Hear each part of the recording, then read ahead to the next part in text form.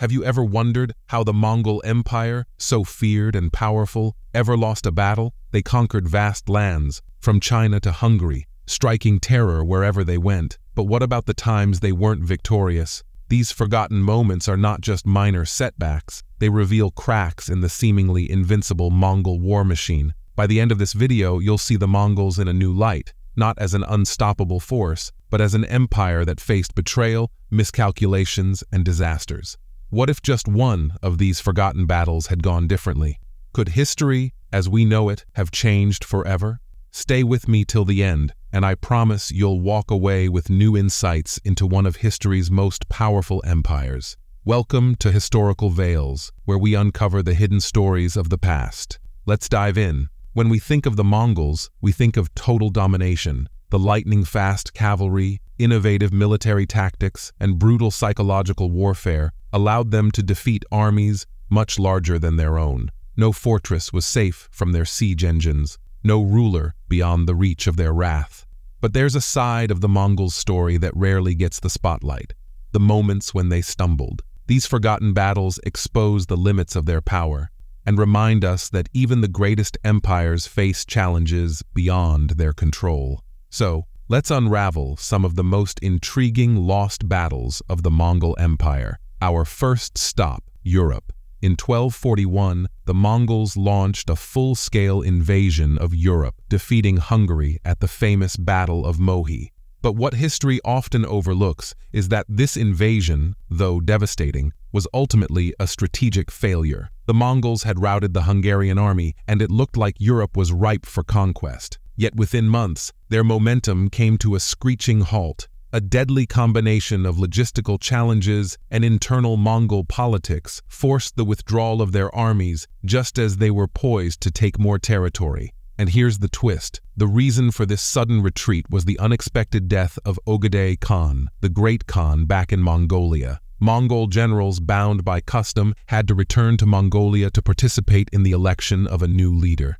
Just imagine, if Genghis had lived just a little longer, could Europe have resisted a full Mongol invasion? Would we even recognize modern Europe as it exists today? Now let's travel to the Middle East in 1260, where the Mongols faced their first decisive defeat at the Battle of Ain Jalut. 2 years earlier, they had reduced Baghdad, the center of the Islamic world, to ashes, massacring its people and shocking the world. At this point, the Mongols seemed unstoppable. But the Mamluks of Egypt thought otherwise.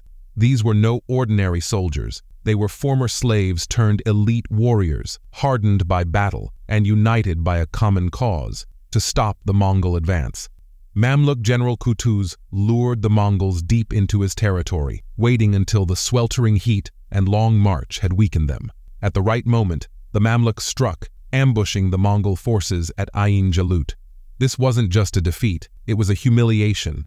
The Mongols, who had conquered the largest cities in Asia, were now being driven back by a much smaller force. For the first time, the illusion of Mongol invincibility shattered. And here's something to ponder. If the Mamluks hadn't stood their ground at Ain Jalut, could the Mongols have swept across North Africa, even reaching Europe from the south? Sometimes, even the mightiest empires fall prey to forces beyond their control.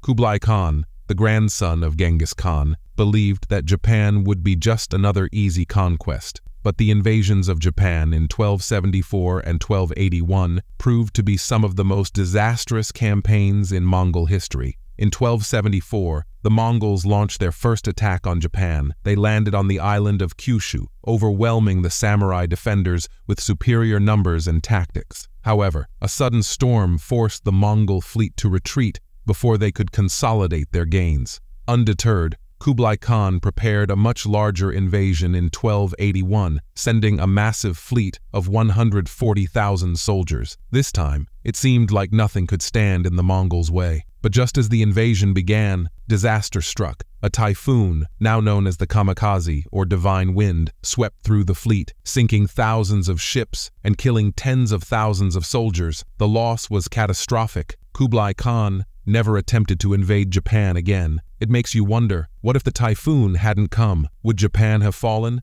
And how would that have altered the balance of power in East Asia? Even Genghis Khan himself, was not immune to defeat. In 1221, during his campaign against the Khwarezmian Empire, his forces faced a rare and embarrassing defeat at the Battle of Parwan. The Khwarezmian general, Jalal ad-Din, proved to be a cunning adversary. Instead of meeting the Mongols head-on, he adopted hit-and-run tactics, drawing the Mongols into difficult terrain where their cavalry was less effective. At Parwan, he ambushed the Mongol forces, inflicting heavy losses. Although the victory was short-lived, Jalal ad-Din was eventually defeated. The battle showed that the Mongols were not invincible. It also hinted at a crucial truth. Even the most powerful armies can falter when faced with unpredictable tactics and unforgiving landscapes. If more commanders had fought like Jalal ad-Din, could the Mongol advance have been stopped sooner?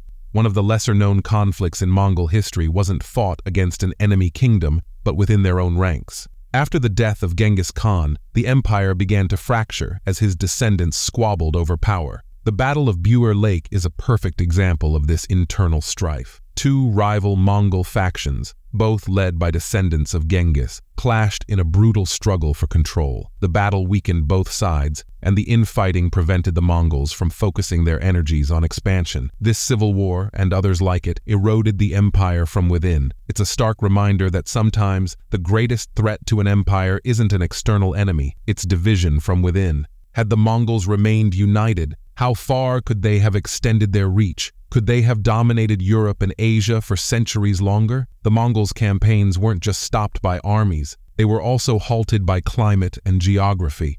In the late 13th century, Kublai Khan sent his forces to invade Southeast Asia, targeting kingdoms like Vietnam and Java. But the Mongols weren't prepared for the dense jungles, monsoon rains, and tropical diseases that plagued these regions. In Vietnam, the local armies, led by General Tran Hung Dao, used guerrilla tactics to harass the Mongols, forcing them to retreat. Similarly, the invasion of Java ended in disaster, with the Mongol forces unable to adapt to the unfamiliar terrain.